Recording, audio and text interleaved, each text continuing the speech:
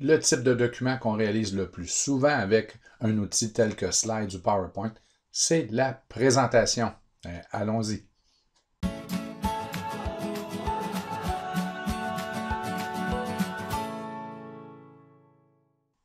Avec PowerPoint en ligne et Google Slides, il est possible de créer des présentations. Là, pour les démonstrations qui suivent, je vais utiliser Google Slides, mais Vous pouvez créer facilement des présentations de qualité par l'intermédiaire de...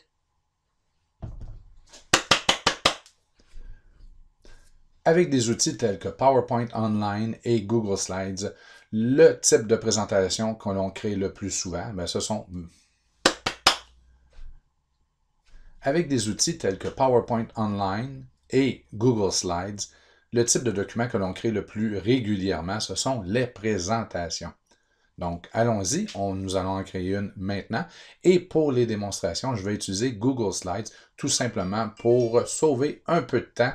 Donc, les fonctionnalités sont vraiment similaires d'une plateforme à l'autre. Les boutons sont pratiquement toujours aux mêmes endroits. Donc, même si j'utilise Google et que vous êtes sur Microsoft, vous allez facilement vous y retrouver. Donc, allons-y.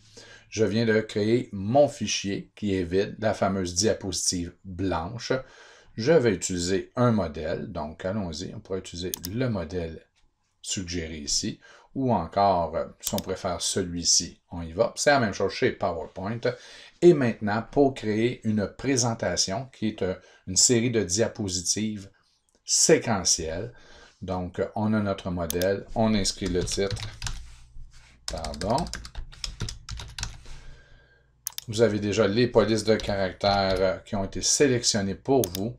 Et lorsque vous désirez ajouter une diapositive, vous cliquez sur le plus ou, si vous préférez, sur la flèche et vous allez chercher le type de diapositive. Donc, voulez-vous un gros titre uniquement ou avec un bloc, on peut ajouter des objets, 2 blocs et ainsi de suite. Donc, allons-y avec la diapositive standard par la suite. Et on peut ajouter des diapos. Si jamais vous désirez copier, à ce moment-là, on peut choisir copier et venir coller au bon endroit la diapositive voulue. Et on peut même passer d'un fichier, d'un document à l'autre et de copier-coller les diapos.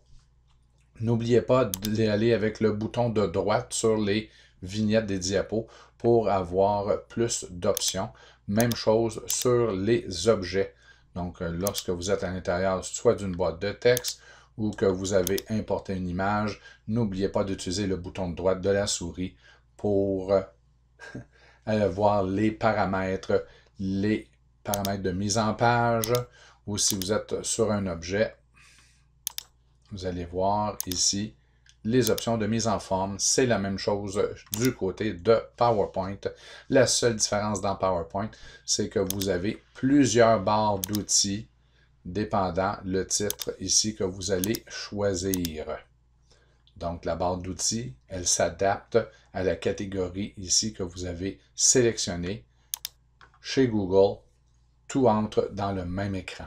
Donc, le bouton de droite est vraiment important. Et une fois que vous avez réalisé votre document, vous pouvez aller en mode lecture et présenter votre document.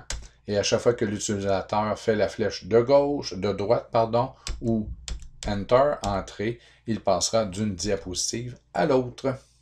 Donc, la présentation, type de fichier très simple pour présenter du contenu, pas d'interaction. Bonne présentation.